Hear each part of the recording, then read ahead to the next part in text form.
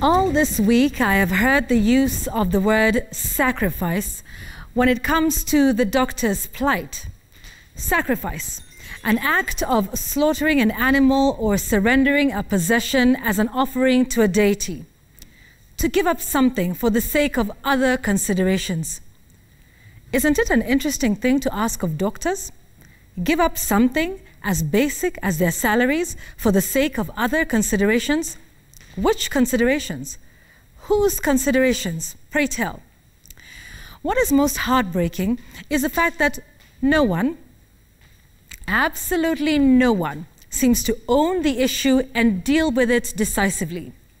The doctors and their issues are no one's problem, if the reaction from their demands is anything to go by. Let me explain. The people's president, Raila Odinga, has asked them to be more understanding. And he goes on to say, and I quote, "We're in a crisis at the moment. People are dying," end quote. I'm pretty sure the doctors know this. They see it every day.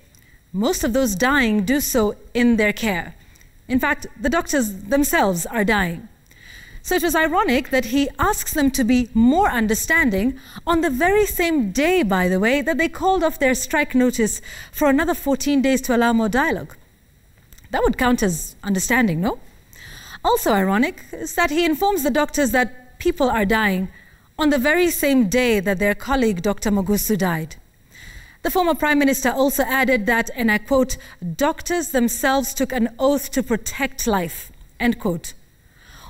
Well, that oath did not include an oath to die. Further, there is someone else who took an oath to protect all lives, and that is the President of the Republic of Kenya. And that is where this should be directed. For a man who claims to have the President's ear, I do hope that this has come up in their regular conversations. Also on the same issue, the Deputy President said he was, and I quote, "saddened by the loss of the brilliant doctor who was dedicated to deliver critical care."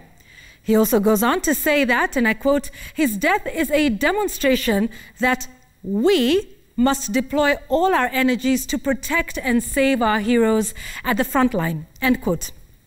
Now, I wonder who he was directing this statement to, seeing as he is only the second most powerful man in the country who, together with the president, took an oath to protect the lives of all Kenyans, including doctors. And so when he says we, I hope he means he and the president. After all, he made this very promise in 2013 when he asked for our votes, and this is what he said, and I quote, "Doctors and healthcare workers will be properly paid. Strikes will end with the Kibaki government, na yule jamaa wa vitendawili. We will pay workers because they are the backbone of our nation," end quote. Mr. Deputy President, it is now 7 years later, but you are saddened today. Meanwhile, I'm yet to hear from the president himself. Despite his tributes to doctors and promises to them in his various statements on the pandemic, he has been oddly, or some say loudly, quiet.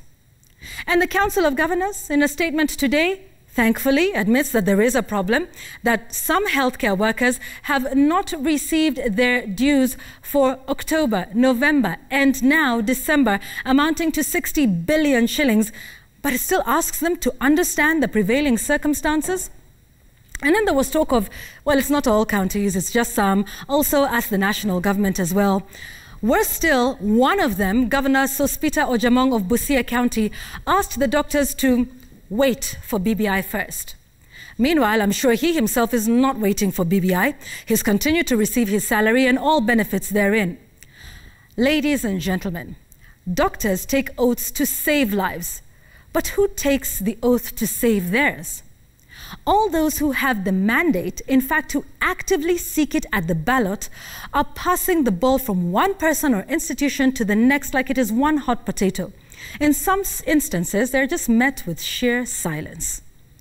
Folks, what does it say about our government that people have to go on strike for the most basic things like salaries?